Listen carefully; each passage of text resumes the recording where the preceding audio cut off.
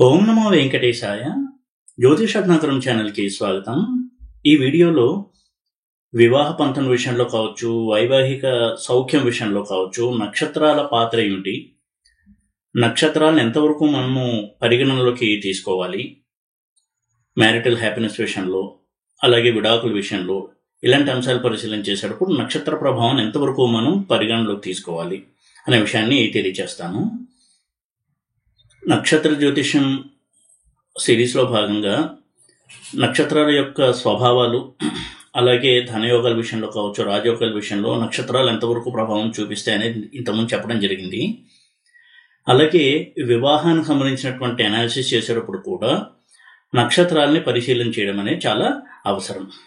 అయితే దురదృష్టవశాత్తు ఈ నక్షత్రాలకి చాలా ఎక్కువ ప్రాధాన్యత ఇచ్చి, మితిమీరినటువంటి ప్రాధాన్యత ఇచ్చి, ఇంకా ఒక విధంగా చెప్పాలంటే భయపెట్టేటువంటి థంబ్నైల్స్తో కూడా ఈ నక్షత్రాల గురించి చెప్పడం జరుగుతోంది. ఇది ఒక రకంగా జ్యోతిష్యాన్ని దుర్వినియోగం చేయడమే. ఒక సంఘటన జరగడానికి ఒక నక్షత్రమో, ఒక రాశో, ఒక లగ్నమో, ఒక గ్రహమో కారణం అవ్వదు. ఇదంతా కూడా సమిష్టిగా ఒక ఇంటిగ్రేషన్ పర్స్పెక్టివ్ అంటాం. అంటే సమగ్ర దృష్టితో చూసినప్పుడు మనకి ఎన్నో అంశాల కలయిక ఉండడం వలన ఒక దుస్సంఘటన కావచ్చు, ఒక మంచి సంఘటన కానీ జరుగుతుంది. అందులో దేని పాత్ర దానిదే, అన్నిటిని కూడా విశ్లేషణ చేయాలి. అలా కాకుండా ఒక నక్షత్రం పేరు చెప్పి భయపెట్టడము, ఈ అబ్బాయిని లేదా ఈ అమ్మాయిని పెళ్లి చేసుకోవద్దనడము, ఇలాంటివన్నీ కూడా చాలా తప్పు. దానికోసం మళ్ళీ పరిహారాల పేరు చెప్పి డబ్బులు వసూలు చేయడము ఎక్కువ మొత్తంలో. సో ఇవన్నీ జరుగుతున్నాయి కాబట్టి ఆ నేపథ్యంలో నక్షత్రాల గురించి మనం ఎంతవరకు ప్రాధాన్యత ఇవ్వాలి, వివాహవంతం చూసేటప్పుడు కావచ్చు, మ్యారేజ్ అనాలిసిస్ చేసేటప్పుడు కొన్ని తెలియచేద్దాము కొన్ని విషయాల్ని అనేటువంటి ఉద్దేశంతో వీడియో చేస్తున్నాను. నక్షత్రాలు డెఫినెట్గా మ్యారేజ్లో హ్యాపీనెస్ లేదా ప్రాబ్లమ్స్ని కొంతవరకు ప్రభావితం చేస్తాయి. అయితే ఈ రోజుల్లో ఎలా ఉందంటే కొన్ని థంబ్నైల్స్ కూడా నేను చూడడం జరిగింది. ఈ నక్షత్రాల వారిని పెళ్లి చేసుకోవద్దు, ఈ నక్షత్రాల వారికి పెళ్లి కాదు, ఈ నక్షత్ర వాళ్ళని పెళ్లి చేసుకుంటే అంతే, ఇటువంటి థంబ్నైల్స్. అది ఎవరు అనేది నేను చెప్పకపోయినా చూసే వాళ్ళకి తెలుస్తుంది ఆ థంబ్నైల్ చూస్తే. అంటే నిజంగా జ్యోతిష్యం అని చెప్పుకుంటున్న వాళ్ళు ఇటువంటి థంబ్నైల్స్ పెట్టచ్చా? ఇది జ్యోతిష్యమా? దీని జ్యోతిష్యం అంటారా? ఒక నక్షత్రం ఆధారంగా పెళ్లి చేసుకోకూడదా? అది ఎక్కడుంది? ఎక్కడైనా ప్రూవ్ అయిందా? 27 నక్షత్రాలు ఉన్నాయి, కొన్ని కోట్ల మంది ఉన్నారు ప్రపంచంలో. అలాగని ఎన్ని కోట్ల మంది పెళ్లి కాకుండా ఉండిపోవాలి, లేదా పెళ్లి అయితే విపరీతమైనటువంటి అనర్థాలు జరిగిపోవాలి? ఈ విధంగా కేవలం ఆ థంబ్నైల్ చూసి క్లిక్ చేసి చూస్తారు, వ్యూస్ వస్తాయి అనేటువంటి ఒక సంకుచితమైనటువంటి ఆలోచనతో ఇలాంటి థంబ్నైల్స్ పెట్టడం ఎంతవరకు కరెక్ట్? అయితే ఈ విషయాన్ని ఎందుకు చెప్తున్నానంటే, అలాంటి థంబ్నైల్స్ చూసి భయపడి మంచి సంబంధాలను కూడా రేట్ చేస్తున్నటువంటి వాళ్ళు ఉన్నారు. కుజదోషం ఉందనో, సప్తమంలో రాహు ఉన్నాడనో, కాలసర్ప యోగం ఉందనో, షష్టాష్టకాలను, అయితే ఈ నక్షత్రాల వారిని పెళ్లి చేసుకోవద్దని చెప్పడం వలన ఇలాంటి చిన్న చిన్న కారణాలకి మంచి మంచి సంబంధాలను కూడా రిజెక్ట్ చేస్తున్న వాళ్ళు ఉన్నారు. ఇటువంటి అపోహలు, భయాలు కలిగి ఉండకూడదనే ఈ టాపిక్లో కొంతవరకు నేను జ్యోతిషపరమైనటువంటి అంశాలని తెలియచేద్దాము అనుకుంటున్నాను. వివాహానికి సంబంధించినటువంటి విషయంలో కొన్ని నక్షత్రాలు ప్రిఫర్ చేస్తున్నట్టుగా మన వాళ్ళు చెప్తారు. ఆ నక్షత్రాలు అయితే మంచిది అని. అవి ఏంటో కూడా చెప్పి ఎందుకు మంచిది అంటున్నారు, అలా ఎందుకు మనం అనుకోకూడదు అనేది కూడా చెప్తాను. ఉదాహరణకి రోహిణి, మృగశిర, ఉత్తర ఫల్గుని, హస్త, అనురాధ, స్వాతి, మఖ, రేవతి, ఇవి కొంతవరకు మంచి నక్షత్రాలు వివాహానికి. ఎందుకు అంటే, అయితే వీళ్ళు ఎన్నెన్ని కారణాలు చెప్తారో నాకైతే తెలియదు. సాధారణంగా చెప్పేది రోహిణి నక్షత్రం అంటే వారు కొంతవరకు మంచి మనసు ఉంటుంది, మృదువైనటువంటి మనసు ఉంటుంది, చాలా ఉల్లాసవంతంగా ఉంటారు అటువంటి వ్యక్తులు. ఇలాంటి క్వాలిటీస్ ఉంటాయి కూడా వివాహానికి మంచిది. ఇది కూడా చంద్రుడి యొక్క పొజిషన్ నుంచి చెప్తున్నారు ఈ నక్షత్రం. అంటే చంద్రుడు రోహిణి నక్షత్రంలో ఉన్నప్పుడు, చంద్రుడు మృగశిర నక్షత్రంలో ఉన్నప్పుడు, కానీ లగ్నం కూడా ఈ నక్షత్రంలో ఉన్నప్పుడు కూడా దాని ప్రభావం ఉంటుంది. వివాహం విషయానికి వచ్చినప్పుడు 7th లార్డ్ ఈ నక్షత్రంలో ఉన్న ఆ ప్రభావం ఉంటుంది, శుక్రుడు ఈ నక్షత్రంలో ఉన్న ఆ ప్రభావం ఉంటుంది. కేవలం ఒక చంద్రుడి పొజిషన్ నుంచి ఒక రాశిని ఆధారంగా, నక్షత్ర ఆధారంగా పెద్ద పెద్ద ప్రెడిక్షన్స్ ఎలా చేయగలము? అంత సింపుల్ ఆ జ్యోతిష్యం అంటే. అంటే ఒక బుక్ కొనుక్కొచ్చి 4 వీడియోలు చూసి మనం ప్రెడిక్షన్స్ చేసేయగలమా? జీవితం అంతా కృషి చేస్తే కూడా దీంట్లోని కొంత కూడా ఆ సబ్జెక్ట్ అనేది వంట పట్టి ప్రెడిక్షన్స్ అనేది చేత కాదు. ఇది ఎప్పుడు కూడా రీసెర్చ్ చేయాల్సినటువంటి సబ్జెక్టు. అది మానివేసి అందరూ జ్యోతిష్యాన్ని చందనాడే విధంగా, తోలనాడే విధంగా థంబ్నెయిల్స్ పెట్టడము, రాశి ఫలాలనే చెప్తూ జుగుప్సాకరమైనటువంటి థంబ్నెయిల్స్ పెట్టి వీడియోలు చేయడం ఎంతవరకు కరెక్ట్? అయితే ఈ టాపిక్లు నేను ఎందుకు ఎంచుకున్నాను అంటే, ఇలా నక్షత్రాల పేర్లు చెప్పి భయపెట్టి మంచి సంబంధాలను కూడా అది ఫిక్స్ అవ్వకుండా ఆప్ చేస్తున్నారు, రిజెక్ట్ చేయించేస్తున్నారు. అసలు అర్ధరహితం వాళ్ళు చెప్పే కారణాలు. అయితే ఇప్పుడు ఈ నక్షత్రాల విషయానికి వచ్చి రోహిణి, తర్వాత మృగశిర నక్షత్రం. వీరెప్పుడు కూడా మంచి పోరాట స్ఫూర్తితో ఉంటారు, విజయాన్ని సాధించాలనేటువంటి ఆకాంక్ష ఉంటుంది. అదొక కారణము, వైవాహిక జీవితానికి మంచిది అనే ఉద్దేశంతో. ఎందుకంటే మృగశిర అంటే కుజుడు నక్షత్రము. ఉత్తర ఫల్గుని నక్షత్రం లీడర్షిప్ క్వాలిటీస్ని చూపించేటువంటి నక్షత్రము. డేరింగ్ నేచర్ ఉంటుంది, డైనమిక్గా ఉంటారు. అలాగే హస్త నక్షత్రం, వాళ్ళకంటూ కొన్ని స్పెసిఫిక్ స్కిల్స్ ఉంటాయి, నైపుణ్యాలు ఉంటాయి, మృదువైనటువంటి మనసు ఉంటుంది. ఇదొక కారణం కావచ్చు. అలాగే అనురాధ నక్షత్రం, వీరు కూడా కొంత దైవభక్తి, ఆదర్శభావాలు ఇవి కలిగిన వ్యక్తులు కాబట్టి వివాహానికి మంచిది. అంటే ఆ నక్షత్ర జాతకులు. స్వాతి, వీళ్ళు కూడా ఎప్పుడు కూడా పైకి ఎదగాలి జీవితంలో, సమాజంలో పేరు తెచ్చుకోవాలంటే తపన ఉండేటువంటి నక్షత్ర జాతకులు. మఖ నక్షత్రము, ఇది కూడా సింహరాశిలో ఉంటుంది కాబట్టి లీడర్షిప్ క్వాలిటీస్ ఉంటాయి, జీవితంలో ఎదగాలనేటువంటి తపన ఉంటుంది. ఈ కారణం వల్ల మంచిది అని చెప్పుండొచ్చు. ఉత్తరాషాఢ నక్షత్రము, ఎటువంటి అడ్డంకులు ఎదురైన జీవితంలో వాటిని దాటుకుంటూ ముందుకు వెళ్ళగలిగేటువంటి గుండె ధైర్యం, మనోధైర్యం ఉంటాయి. ఉత్తరాభాద్ర నక్షత్రము, వీరెప్పుడు కూడా సంపదల్ని కలిగి ఉంటారు, దైవభక్తి ఉంటుంది, మతపరమైనటువంటి విశ్వాసాలు ఉంటాయి. ఇలాంటి కొన్ని మంచి క్వాలిటీస్ చూసి కావచ్చు. రేవతి నక్షత్రం, వీళ్ళెప్పుడు కూడా ఇతరుల కష్టాలకి స్పందించి వారికి సహాయం చేసేటువంటి గుణం ఉన్నటువంటి వారు అయి ఉంటారు. ఇలాంటి వాటి వల్ల ఇక కొన్ని నక్షత్రాలు అయితే వద్దు అని చెప్పేసి దాన్ని పక్కనే పెట్టేస్తున్నారు. అంటే ఆ నక్షత్రాన్ని పుట్టిన పాపానికి వాళ్ళకి పెళ్ళే చేయకూడదు. ఇంకా ఇప్పుడు ఈ జ్యోతిష్యాన్ని కనుక మనం ప్రభుత్వం నిర్ణయం చేస్తే కొన్ని లక్షల మందికి పెళ్ళిళ్ళు కావు. అవి ఏంటి అంటే మూలా నక్షత్రం, ఆశ్లేష నక్షత్రం, విశాఖ నక్షత్రం, జ్యేష్ఠ నక్షత్రం. అవి ఎందుకు అనేది ఆ మహానుభావులకే తెలియాలి. ఇక నక్షత్ర ప్రభావం మనం ఎలా చూడాలి? చంద్రుడు ఏ నక్షత్రంలో ఉన్నాడు, లగ్నాధిపతి ఏ నక్షత్రంలో ఉన్నాడు, లగ్నం ఏ నక్షత్రంలో ఉంది, వివాహ విషయం చూసేటప్పుడు 7th లార్డ్ ఏ నక్షత్రంలో ఉన్నాడు, శుక్రుడు ఏ నక్షత్రంలో ఉన్నాడు, చంద్రుడు ఏ నక్షత్రంలో ఉన్నాడు, అది మన జన్మ నక్షత్రం. ఇవన్నీ చూడాలి. ఒక గ్రహం ఒక నక్షత్రంలో ఉందంటే ఆ నక్షత్రం యొక్క ప్రభావం ఆ గ్రహం మీద ఉంటుంది, ఆ గ్రహం యొక్క ఆధిపత్యం మీద ఉంటుంది, ఆ గ్రహం యొక్క నైసర్గిక స్వభావం మీద ఉంటుంది. ఇవన్నీ పరిగణలోకి తీసుకోవాలి. తీసుకుని ఉదాహరణకి ఒక అమ్మాయికి ఒక అబ్బాయి యొక్క జాతకాన్ని పరిశీలన చేస్తున్నాం మ్యాచ్ మేకింగ్కి. ఒక అగ్నితత్వ నక్షత్రంలో కనుక ఆ అబ్బాయి యొక్క 7th లార్డ్ ఉంటే లేదా లగ్నాలాడు ఉన్నాడు అంటే ఆ అబ్బాయి కొంత అగ్నితత్వం ఉండేటువంటి మనస్తత్వం ఉంటుంది, కొంత అగ్రెసివ్ నేచర్ ఉంటుంది, చొచ్చుకెళ్ళేటువంటి గుణం ఉంటుంది. ఇలా చూడాలి. అంతే తప్ప అగ్ని నక్షత్రంలో ఉంది అన్నంత మాత్రం దాన్ని రిజెక్ట్ చేయాల్సిన పని లేదు. అలాగే సప్తమాధిపతి దుస్థానాధిపతుల నక్షత్రాల్లో ఉండడం కూడా కొంతవరకు అదొక నెగిటివ్ ఫ్యాక్టర్గా చూడాల్సి ఉంటుంది. ఇక గండాంత నక్షత్రాలు అవన్నీ ఉన్నాయి, అవి కొంతవరకు మనం స్టడీ చేయాలి. ఉదాహరణకి జలతత్వ రాశి, అగ్నితత్వ రాశి రెండు ఎప్పుడు పక్కపక్కనే ఉంటాయి. మీనము, మేషము.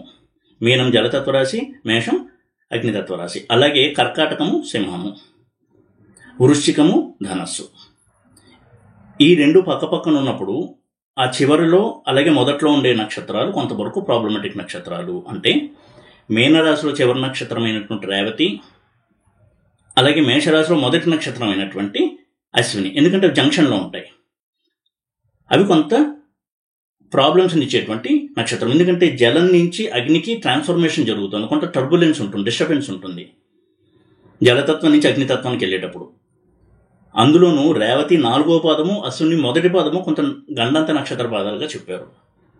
ఆ నక్షత్ర పాదాల్లో కనుక ఉన్నట్టయితే ఏ ప్లానెట్ ఉందో అది కొంతవరకు సఫర్ అవుతుంది, కొంతవరకు డ్యామేజ్ అవుతుంది, కొంత ప్రాబ్లమ్స్ ఉంటాయి. ఆ గ్రహం ఇవ్వాల్సినటువంటి ఫలితాన్ని పూర్తి స్థాయిలో ఇవ్వలేదు. అంతవరకే తీసుకోవాలి తప్ప అనర్థాలు జరిగిపోతాయి, కొంపలు అంటుకుపోతాయి, పెళ్లి చెయ్యకండి, లేదా నాకు ఒక ఇంత పెద్ద మొత్తంలో డబ్బు ఇవ్వండి, నేను పూజ చేయిస్తాను, కదలి వివాహం చేయిస్తాను, కుంభ వివాహం చేయిస్తాను, ఆ దోషం పోతుంది, ఇలాంటి మాయమాటలు చెప్పి డబ్బు దండుకుని వాళ్ళలో ఆశ రేకెత్తించడం అనేది చాలా చాలా దుర్మార్గము, పాపం కూడా. కేవలం ఒక నక్షత్రం వల్ల ఏ అనర్థాలు జరగవు, ఒక గ్రహం వల్ల ఏ అనర్థాలు జరగవు. ఎన్నో కాంబినేషన్స్ ఉన్నప్పుడే ఒక సంఘటన జరుగుతుంది. నక్షత్రం విషయంలో కూడా ఇటువంటి ఒక అవగాహన కనుక పెట్టుకున్నట్టయితే అనవసరంగా భయపడాల్సినటువంటి అవసరం అనేది ఉండదు. అలాగే అమ్మాయి అబ్బాయి జాతక పొంతన చేసేటప్పుడు తారాబలం కూడా చూస్తూ ఉంటాం. అమ్మాయి నక్షత్రం నుంచి అబ్బాయి ఎన్నో తార, అబ్బాయి నక్షత్రం నుంచి అమ్మాయి ఎన్నో తార. ఇది కూడా మంచిది. ఒక్కొక్కసారి పరస్పరం సంపత్తార, పరమమిత్రతార అవుతాయి. అది చాలా మంచిది. ఉదాహరణకి శతభిష అమ్మాయిది, అబ్బాయిది పూర్వభద్ర. శతభిష నుంచి పూర్వభద్ర రెండో నక్షత్రం అంటే అది సంపత్తార, పూర్వభద్రకి శతభిషం పరమమిత్రతార. చాలా బాగుంటుంది. అంత మాత్రం చేత వేరే కోణంలో కనుక ప్రాబ్లం ఉంటే ప్రాబ్లం అనుభవిస్తారు వారు మ్యారీడ్ లైఫ్లో. ఉదాహరణకి డైవర్స్ అవ్వడానికి కూడా ఎన్నో కారణాలు చూడాలి. కేవలం ఒక నక్షత్ర జాతకుడికే డైవర్స్ అవుతుంది అని లేదు. అసలు చంద్రుడు ఒక నక్షత్రంలో ఉండడం వల్ల వివాహానికి ఏమీ ప్రాబ్లం ఉండదు. ఆ చంద్రుడు సప్తమాధిపతి అవ్వడము, లేదా సప్తమాధిపతి ఒక ప్రాబ్లమెటిక్ నక్షత్రంలో ఉండడము, ఇలా ఉన్నప్పుడు కొంత నెగిటివ్ ఇంపాక్ట్ అనేది మనకి ప్రస్ఫుటంగా కనపడుతూ ఉంటుంది. అయితే చంద్రుడి గురించి ఎందుకు ఇంత ఫోకస్ చేస్తున్నారు అంటే, ఉదాహరణకి చంద్రుడు కేతు యొక్క నక్షత్రంలో ఉన్నాడు. ఆ కేతు యొక్క ఆ స్వభావం అనేది వారికి ఎక్కువగా ఉంటుంది. అంటే ఎక్సెంట్రిక్ నేచర్, త్వరగా కోపం రావడము, తిక్క మనిషి అంటాం చూడండి, అటువంటి ఒక తిక్క మనిషి లాంటి ప్రవర్తన ఉండడము, వీటికి కొంతవరకు ఆ నక్షత్రం దోహదపడుతుంది. ఆ ఫ్యాక్టర్ని మనం ఇగ్నోర్ చేయకూడదు, దాన్ని విస్మరించకూడదు. అంతే తప్ప దాన్నే ప్రధానంగా తీసుకుని భూతద్దంలో చూపించి ఇగో ఈ పెళ్లి చేసుకుంటే ఇంక అనర్థము, అవతల పార్ట్నర్కి ఏదో అవుతుంది, చచ్చిపోతాడు, ఇలాంటి పెద్ద పెద్ద ప్రొడిక్షన్స్ చెప్పి భయపెట్టడం మంచిది కాదు. అలా భయపెట్టి ఊరుకున్నా అదొక పద్ధతి. ఇదిగో ఈ పూజ చేయండి, 50,000 లక్ష అవుతుంది, అది చేస్తే దోషం పోతుంది అన్నాం. అసలు దోషమే లేదు, దానికి మళ్ళీ డబ్బు ఖర్చు పెట్టి పూజ చేయించడం. ఒకవేళ ఉన్నా కన్నా పూజ వల్ల పోదు.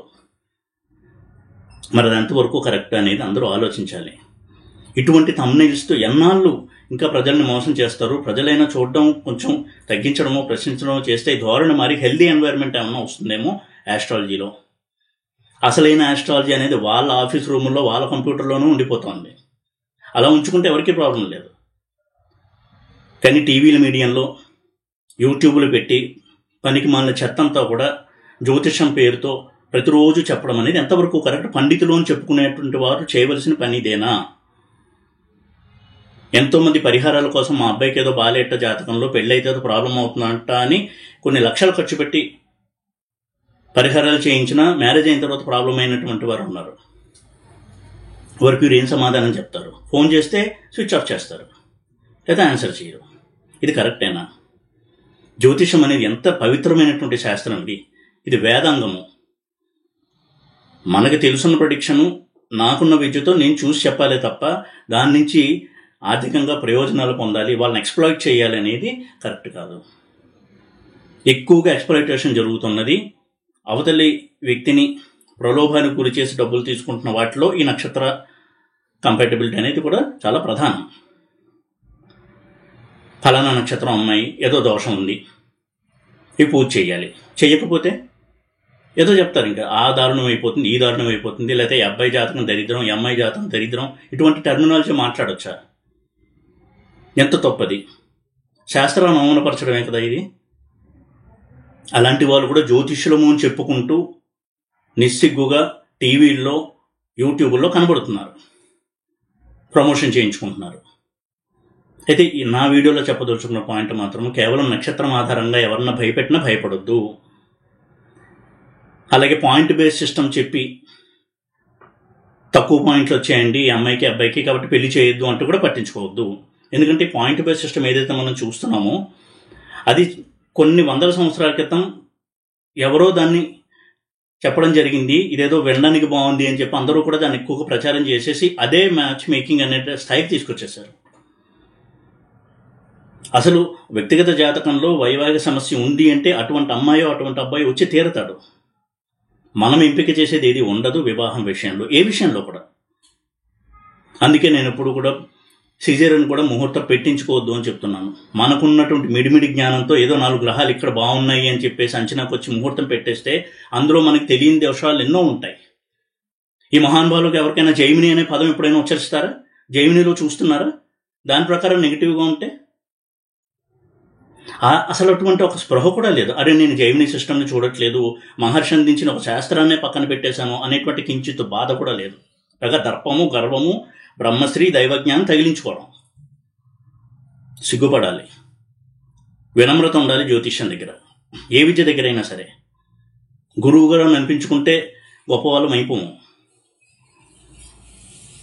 ఆ భగవంతుడు ఇచ్చినటువంటి శాస్త్రాన్ని, ఋషులు ఇచ్చినటువంటి శాస్త్రాన్ని లోక కళ్యాణం కోసం, ప్రజల మంచి కోసం వాడాలి తప్ప ప్రజల్ని భయపెట్టేటువంటి కార్యక్రమాల కోసం వాడటం సరైంది కాదు. దయచేసి నక్షత్రం పేరుతో ఎవరు చెప్పినా కానీ దాన్ని నమ్మేసి భయపడిపోయి లక్షలు వేలు ఖర్చు పెట్టి పరిహారాలు చేయించి బాధలు పడొద్దు. నక్షత్రం కేవలం నక్షత్రం వలనో, కేవలం ఒక గ్రహం వలనో ఇన్ని ఉపద్రవాలు జరగవు. ఎన్నో అంశాలు కూడుకుని వస్తేనే ఒక ఉపద్రవం జరుగుతుంది, లేదా ఒక మంచి సంఘటన జరుగుతుంది. ఈ విషయం చెప్పాలని నేను ఈరోజు టాపిక్లో ఈ నక్షత్రాల గురించి కొంత ఎక్స్ప్లెయిన్ చేద్దాము అనుకున్నాను. ప్రతి నక్షత్రానికి దానికంటూ ఒక స్వభావం ఉంటుంది. అది కూడా ఆ స్వభావాన్ని చెప్పేటప్పుడు చంద్రుడు ఆ నక్షత్రంలో ఉన్నప్పుడు, లగ్నం ఆ నక్షత్రంలో ఉన్నప్పుడు, లగ్నాధిపతి ఆ నక్షత్రంలో ఉన్నప్పుడు ఎలా ఉంటుంది, అలాగే మిగతా గ్రహాలు ఒక్కొక్క నక్షత్రంలో ఉన్నప్పుడు ఆ ప్రభావం ఎలా ఉంటుంది అని చూడాలి తప్ప కేవలం జన్మ నక్షత్రానికే పరిమితం అయిపోయి పెద్ద పెద్ద వ్యాసాలు రాయడం అనేది కరెక్ట్ కాదు.